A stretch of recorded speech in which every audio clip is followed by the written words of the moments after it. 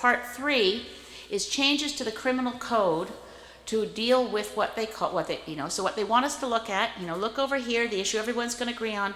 We really don't want people lured into dangerous situations or losing their lives because they've seen propaganda videos on YouTube or on websites. We want to get at that.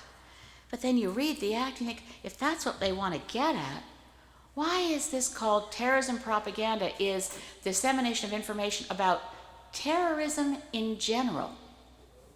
I feel the lawyers are looking at this and thinking, what on earth does it mean, terrorism in general? Bear in mind, we have laws about terrorism. They're already on the criminal code. They've never called it terrorism in general. We have a definition of terrorism. There's no definition of terrorism in general.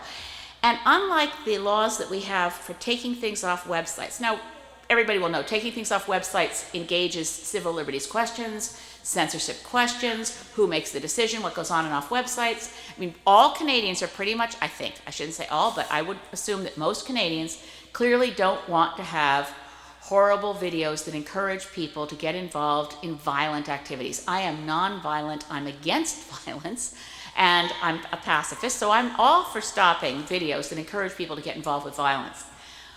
We already have laws that deal with hate speech found online, deal with online child pornography. We have all kinds of existing laws that have created a kind of a form of how it's done. This particular Part 3 of Bill C-51 goes way outside of all those.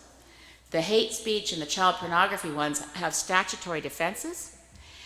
They also exclude private conversation, not this. You can find yourself hauled up on charges for a private conversation. Actually, I don't know how many of you have seen the Conservative Party's efforts to fundraise by using the ISIS, it's claimed to be, it's not ISIS, it's another rogue terrorist organization that used a picture of the West Edmonton Mall, which no Canadian I don't think would have seen, except that the Conservative Party decided to fundraise with it and put it out everywhere.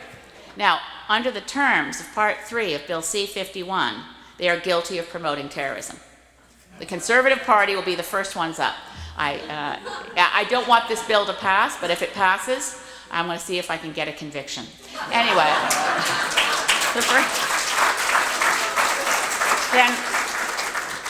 so there's a chilling of free speech. The definition of propaganda, by the way, is not just a video or writing.